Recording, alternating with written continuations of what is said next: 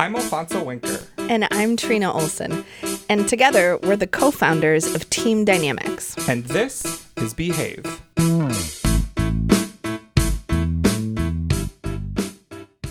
June 24th, 1982, Ronald Reagan said, "We must put drug abuse on the run through stronger law enforcement." It wasn't drug abuse that was put on the run, of course, but people like me, says Ibram Kendi, born into this regime of stronger law enforcement. The stiffer sentencing policies for drug crimes, not a net increase in crime, caused the American prison population to quadruple between 1980 and 2000. While violent crimes typically account for about half of the prison population at any given time, more people were incarcerated for drug crimes than violent crimes every year from 1993 to 2009. White people are more likely than Black and Latinx people to sell drugs, and the races consume drugs at similar rates. Yet, African Americans are far more likely than whites to be jailed for drug offenses. In 2016, Black and Latinx people were still grossly overrepresented in the prison population at 56%. Double their percentage of the U.S. adult population. That is an excerpt from Ibram Kendi's book, How to Be an Anti-Racist. And that knowledge, something that you and I, Trina, have talked about a lot, the reality that things like drug laws and the criminal justice system are imbalanced and unjustly tipped toward the incarceration of Black and brown bodies, led us to do some writing about bias in hiring for our upcoming book, specifically about when, if, how to ask a job candidate about felonies that they may or may not have. Yeah. I'm so excited our listeners are tuning in for this conversation. I think hiring is one of the most tactical ways that we can level the playing field. So today, I want to get into one of our interviews, and I want to ask you all about our perspective on bias in hiring as it relates to criminal records, specifically felony records, really motivated by this data that we just shared, because we know data doesn't change minds, but it can absolutely be a motivating factor. And so I know that you've been coming at this from the thought process of a hirer, as someone who's done a bunch of hiring. Right. There's a lot of elements of hiring that are just so rote or so patterned that people aren't even questioning them. They just think, oh, yeah, of course, this is part of a good hiring process. So part of what we're doing with our book and with our work is to really reverse engineer to make sure that everybody is crystal clear about every element of a hiring process so that we stop creating filters that unintentionally only let through the exact same kinds of people. So when you talk about filters, that makes me think of assumptions. Sure. When folks are asking about a criminal record, what assumptions do you think employers are making about what they would know or be able to tell about someone by asking whether or not they had any felony convictions? Oh my God. This just makes me so mad. I'm very mad. Let me think about my words. So I'm definitely somebody who has had my background checked when I went to go apply for jobs. Mm-hmm. I've even had to do that tinkle test. I had to go to a facility, buy the Mall of America, pee in a cup, swear up and down that I peed in the cup, and then I was allowed to, I swear to you, be a cashier at Walmart. And you're sweating. Did I eat a poppy seed muffin in the last always did. Month? No, exactly. Exactly. It's like how I feel whenever they do a credit check when you get your apartment and you're just praying to whoever you pray to and you're like, no whammies. Right. And it's really stressful. And you are a white woman in America and carrying that anxiety. Yeah. So imagine the experience of being a Black or brown person. Yeah. So I think the number one assumption people are making, and I think it's pretty subconscious and it's really incorrect, is that something about asking about former felony convictions or former arrests is some kind of due diligence process to keep your workforce safe. So I think people are conflating arrests, convictions, having ever served any prison time, with safety. And just logically, that's incorrect, because we know the vast majority of people who have been arrested, been convicted, served time, it's nonviolent related. It's most often what we call crimes of poverty. So the impact of being systemically pushed out of traditional workforces and therefore by any means necessary figuring out ways to take care of themselves and their family. So that really often looks like drugs and sex work. Right. And we know from our history lessons from the 80s that the ways in which the punishment for particular sorts of possession or dealing were assigned by government means that the kinds of drugs that were being moved through Black and brown communities had harsher punishments associated with them. So then what happens then to an applicant pool if the case is when the war on drugs sort of rolled out and on purpose drugs that were being pushed into and through Black and brown communities had associated with them harsher penalties, right? Then what happens to a workforce pool? Right. It was totally filtered by race. So if we think about the difference in arrest and sentencing from crack and cocaine, if we think about prescription drug use and abuse versus weed, right? Like stuff has looked really different from time to time in terms of sort of drugs that are moving through.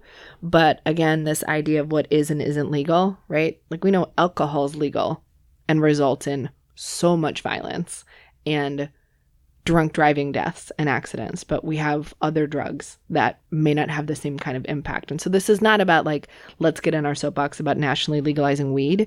This is about saying there is a direct relationship for anybody who cares about the privatization of prisons in the United States and the fixation from the moment that slavery ended into convict labor. I was just watching this documentary about Reconstruction. It's the kind of stuff I do on a Saturday night.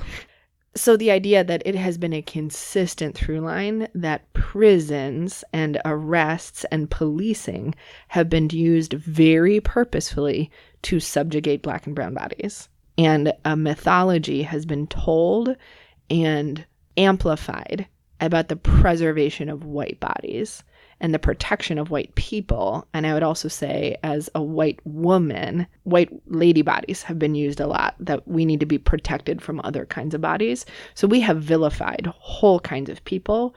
We have incarcerated and taken away the liberty of whole kinds of people when, in fact, around the globe, through access to healthcare, mental and physical healthcare, through access to jobs, insurance, food, and housing, other places around the planet are doing a much better job of making safe spaces. So what is the invitation then for employers? Where should folks be reflecting and undoing and reimagining if we know that the system is stacked against Black and brown people when we're considering interaction with or criminalization of different kinds of people? I have never once, and I never will put on a job application a question about former felony convictions. So just stop that. There's a whole movement called Ban the Box. And so when you think about asking people to check a box or what it is you're wanting them to disclose to you, chances are you are not hiring somebody who is actively in prison. Therefore, assume if they are not in prison, why are you assuming danger of any kind? So stop asking. Don't ask. Don't do that. It doesn't make anybody safer. And how would you invite employers to have a more expansive conversation about safety that doesn't equate a felony conviction with lack of safety? Oh, that's great. So I really think a lot about the work you do, the bodies you have at work, and your boundaries. So for example, I've worked at multiple LGBT organizations where we've actually gotten faxed, phoned, and in-person death threats, right? So just working on a justice issue meant that we were in danger in a particular way. So we had protocols around who gets in what door and who has key cards to what and who has to sign in and actually what it looks like to get physically to our staff. So if you're not in a job like that, the conversation around safety is actually usually around how people use equipment and to make sure that people aren't too tired to be driving. So actually use the internet, use your brain, use your lived experience to know that the vast majority of things that we do that are dangerous are things we do every day and don't think about, like driving. So when we think about our team being on the road a lot, the biggest threat to their safety is how much we travel.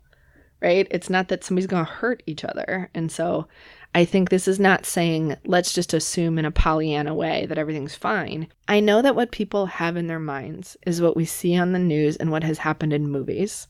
So we really think a lot about things that happen rarely, but they're so egregious or they're so horrific that we can't stop fixating on them, right? And so like when I was growing up, it was about postal workers. It was actually, right, it became this sort of cultural conversation to say going postal, right? And so a lot of us have carried in our body or in our policies these fears and these policies and protocols that actually just don't make sense for where the elements of safety or unsafety in your workplace would exist ever. And so again, let's not be thinking that because whole communities are over-policed, that conflates to character qualities, that whole communities of people are scary. So it's like if we were to slow down and reflect about what our goals are, what the actual reality of our work is, and the characteristics of the kind of work we were doing, we might be able to find a more creative solution. Yeah. Can I also do like a language note really quick? Yes. Okay. So when we think about how people have been dehumanized in this country, especially across lines of gender and race. So we also know that gender nonconforming and transgender folks are way more likely to be policed and convicted than cisgendered people. Same thing. There's data that shows that gender nonconforming women get longer sentences than gender conforming women. It's right. So like bias is showing up literally everywhere. We need to not accept the premise of the communications being sort of shoved down our throat that people are criminals or people are felons. There are people who have former felony convictions, right? So again, we conflate behavior, right? Most likely a crime of poverty, and then decide it means something about a whole person. So I think when we even think about sort of those policies or who we're looking for or why, we actually currently have a client that is really actively looking for employees that have been formerly incarcerated. And one of the reasons is they're really working on reform. And so they know that there is a huge expertise and lived experience in actually having gone through that. So not just avoiding, but understanding that there is a value set or a lived experience that could be advantageous to the work that they're doing. And so my little language soapbox is just don't say criminal, don't say felons. It's dehumanizing and unkind. Well, thanks for giving us the reflection and the backdrop on some of the writing that you've been doing. Yeah. When we're back, we're going to do a lightning round.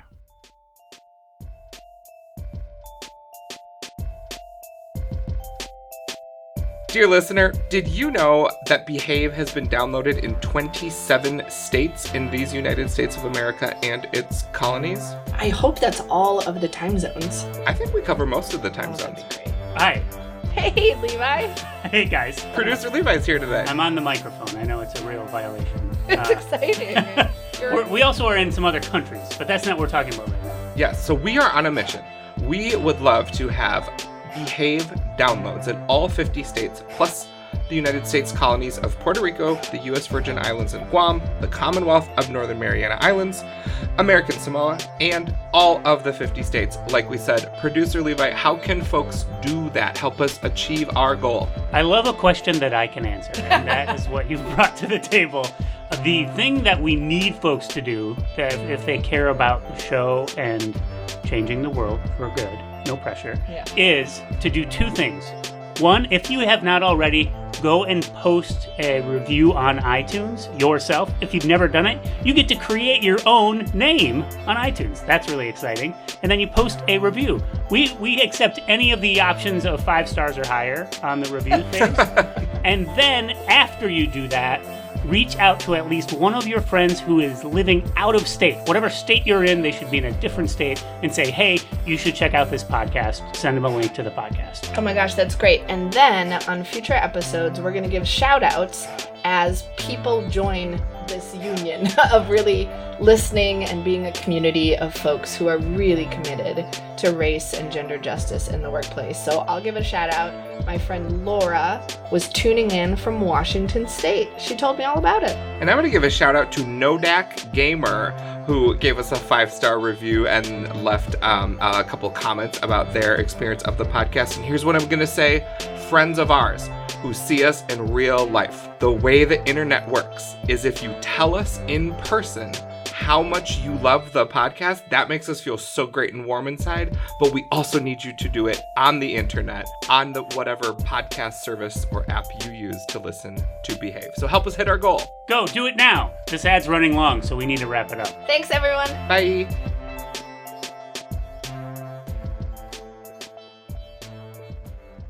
All right, Trina. Yeah. Buckle up. Okay. It's time for our lightning round. It makes me nervous, but I'm ready.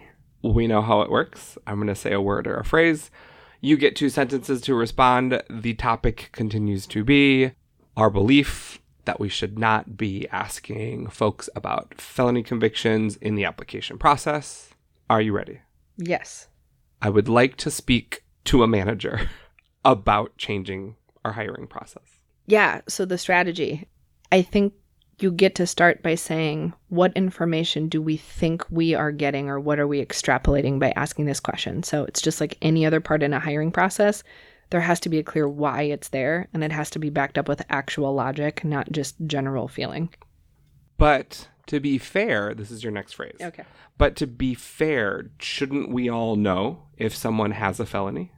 I need to know hardly anything about my colleagues in order to work really well with them, because I know we're all here to work towards the same mission. So privilege is about thinking we deserve to know everything, even though we wouldn't know what to do with it if we had the information. So no, that's not about fairness. That's about just seeing more evidence of how Black, brown, and gender nonconforming folks have been obsessively policed in this country. Let's close out with the word danger. What sort of danger do you think folks are imagining? I think they are imagining physical and sexual violence, and data shows that we experience that more in our own home than we do at work, which is really gross and hard to think about. And by living in our values and having great protocols and practices on a daily basis, we create environments where that kind of verbal, emotional, financial, or physical violence really has a rare chance of happening. We make it unacceptable from the beginning. So this isn't about filtering out bodies we think are unsafe. It's about co-creating a culture of safety every single day.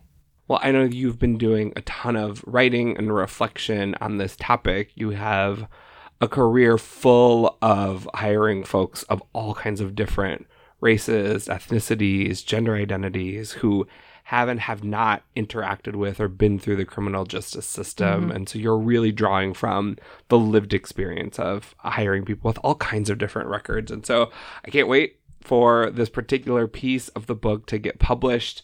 As we head out, any final thoughts or wisdom for folks who might be thinking, it's time to get on board with that, ban the box. It's time to change the way we think about felony convictions and our hiring process. Yeah, I just think doing this can feel like such an empowering way to do something really tangible about what we all know is a very broken system that's targeting certain people. And I think talking about mass policing, talking about privatized prisons, talking about immigration detention, it can feel so overwhelming. And as a person who's not a lawyer or a judge or a law enforcement officer, sometimes we can all feel really far away from so what on earth is the solution? And one of the ways that we can rebalance who has what they need in America is making sure people have access to good quality jobs.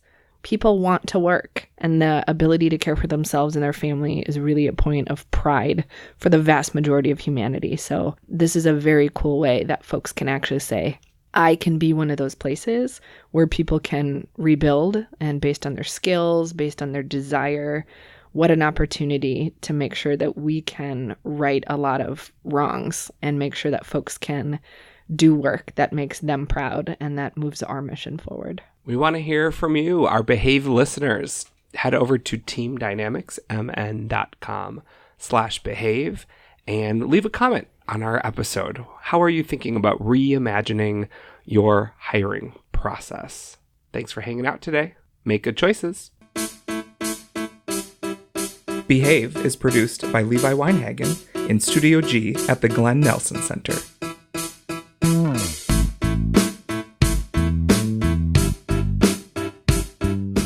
Okay. This is Hi. I don't feel like the way to get you inspired is talking to you about citrus juices. Oh, I can Did you see my face? Yeah. It was a